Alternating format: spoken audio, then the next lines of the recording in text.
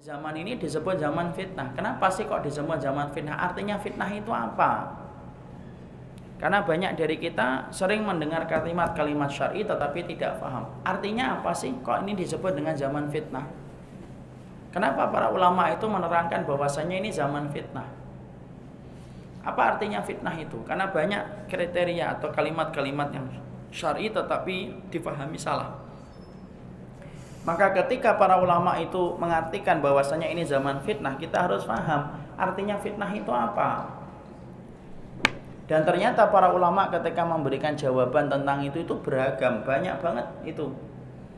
Kalau boleh saya mengambil salah satu di antara ulama namanya Syekh Shalih Al-Munajjid, itu sampai memiliki 11 makna kalau fitnah itu disebut di dalam Al-Qur'an. Jadi tolong ya, arti fitnah itu bukan sebagaimana apa yang kita pahami selama ini. Fitnah itu memberitakan sesuatu yang tidak sesuai dengan kenyataan. Itu fitnah. Salah, bukan itu. Karena banyak kalimat-kalimat syar'i yang terkadang kita itu mengartikannya tidak benar. Syirik tanda tak mampu. Salah. Mana ada syirik tanda tak mampu? Syirik itu kamu mendatangkan tandingan bagi Allah, padahal Allah menciptakan kamu. Sama ini, fitnah itu artinya apa sih? Kenapa kok disebut dengan zaman fitnah? Nah, para ulama lalu menerangkan kepada kita, dan kita akan menyebutkan 3 saja kenapa zaman ini disebut dengan zaman fitnah supaya kita paham. Jangan sampai kita nyebut zaman fitnah, hati-hati zaman fitnah. Kita malah tidak paham artinya fitnah itu apa sih. Kok halus banget disebut zaman ini dengan fitnah. Maka kemudian para ulama lalu kemudian menyampaikan kepada kita, yang disebut dengan zaman fitnah itu yang pertama, karena banyaknya kesyirikan dan kekufuran itu tersebar pada waktu itu dan pada zaman itu. Makanya disebut dengan zaman fitnah. Maka perkataan ini sebagaimana yang disampaikan oleh Allah di dalam surat Al-Baqarah 193. Wa qatiluhum hatta la takuna fitnah. Perangilah orang kafir supaya tidak terjadi fitnah. Kenapa? Supaya tidak ada lagi kekafiran dan kesyirikan. Para ulama lalu kemudian menerangkan, oh kalau begitu arti fitnah yang pertama itu apa? Banyaknya syirik dan banyaknya kekafiran. Itulah yang disebut zaman fitnah. Jadi kalau ada orang yang kemudian hari ini banyak kesyirikan di mana-mana, yaitu betul kalau para ulama sampai mengatakan dan menyampaikan ini zaman fitnah. Kenapa? Yang memang dominasi syirik dan dominasi kekafiran itu nyata Pak di pelupuk mata kita. Hari ini syirik itu ngepung kita sehari-hari. Sampai kemudian di kantong-kantong kita saja terkadang tidak sadar kita membawa program-program syirik tanpa disadari. Apa itu Ustaz? Bapak Ibu sadar nggak ya? Kalau kemudian kita ini bawa handphone di Play Store itu, kalau kita ketik dukun itu keluar itu programnya dukun.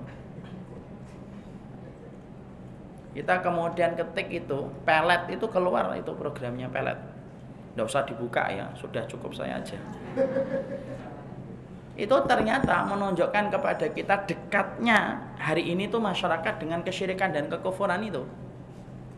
Makanya betul kan kalau kemudian disebut dengan syirik itu, padahal di antara zaman yang paling berat itu apa? Zaman syirik itu, zaman fitnah itu, pertama kali yang tergadaikan itu bukan hanya sunnah dan bid'ah, tetapi iman dan kufur yang pertama kali tergadaikan.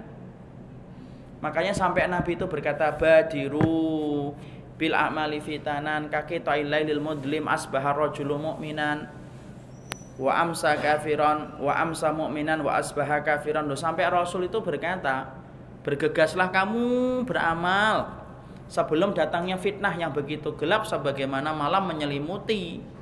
Saking gelapnya pada saat itu ada orang yang pagi harinya beriman, sore harinya kafir, dan orang yang sore harinya beriman, pagi harinya kafir. Ya bi dinahu bi aradim minad dunya. Dia jual kehormatan dirinya hanya untuk mendapatkan sekeping dari kenikmatan dunia. Dan yang disebutkan Nabi itu pagi beriman, sore kafir loh. Nabi tidak mengatakan pagi sunnah, sore bid'ah. Nabi tidak mengatakan pagi baik, sore bejat. Tidak. Nabi mengatakan pagi harinya beriman, sore harinya kafir. Karena saking pekatnya kehidupan saat itu ketika fitnah itu gelap Pak. Walaupun kita banyak lampu dan ketika siang itu terang, tapi sebenarnya zaman kita ini gelap betul ini. Kalau kita ingin mengartikan gelap, Bapak berdiri di dalam rumah jam 10 malam, tiba-tiba PLN mati. Itu gimana? Kita jalan ke belakang yang biasanya setengah menit menjadi 5 menit lebih. Kenapa? Karena kita harus meraba-raba dulu untuk sampai ke kamar mandi. Padahal biasanya kalau terang jelas. Loh, cari kamar mandi ketika gelap aja susah kok. Apalagi cari surga ketika zaman fitnah. Dan ternyata kesyirikan dan kekufuran itu di mana-mana. Makanya syirik itu Masya Allah tanpa disadari ngepung kehidupan kita. Dan banyak di antara kita dan masyarakat melakukan kesyirikan itu tidak sadar. Makanya ada namanya MTS, musyrik tanpa sadar. Ya karena kemudian dia tidak ngerti ilmunya sampai melakukan kesyirikan. Karena tidak paham. Karena dia tidak paham. Sampai kesyirikan ngepung. Makanya sampai Nabi itu ketika menggambarkan syirik, Rasul yang mengatakan itu apa? Wa na antum fi syirki ila kasyaratil baida fi jildi sauril aswadi. Perumpamaan kalian yang jatuh dalam syirik, kata Rasul ketika Nabi itu mengatakan umatnya yang jatuh dalam syirik, perumpamaannya itu sebagaimana domba yang berwarna hitam legam dari moncongnya sampai ekornya. Hitam domba itu. Lalu ada garis melintang putih, tembelong-tembelong putih. Tembelong-tembelong putih dan garis yang melintang putih itu menggambarkan umatnya Nabi yang selamat dari kesyirikan. Hitamnya domba itu menggambarkan umatnya Nabi yang jatuh dalam syirik. Tuh kata Rasul. Gamblang itu jelas untuk menggambarkan betapa pekatnya kehidupan hari ini dengan syirik, dengan kekufuran. Syirik dengan atas nama tradisi, banyak macamnya. Makanya kemudian kenapa disebut ini zaman fitnah? Karena kemudian ini adalah zaman ketika banyak kesyirikan dan